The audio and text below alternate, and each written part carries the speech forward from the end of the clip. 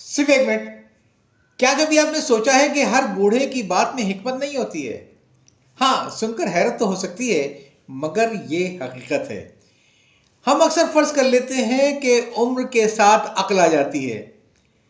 شیخ Saadi نے فرمایا، تونگری بدلست نہ بمال، بزرگی بعقلست نہ بسال. یعنی بزرگی عقل سے ہوتی ہے، عمر رسیدگی کی وجہ سے نہیں.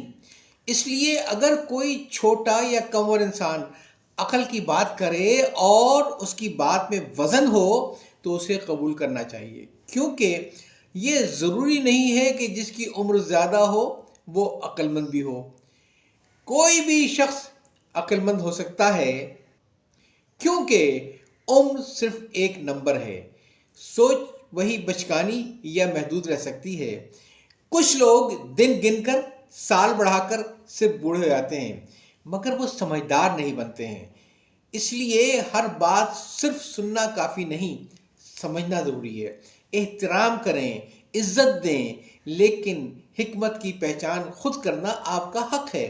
حقیقی عقل وہی ہے جو دل اور دماغ دونوں میں اترے.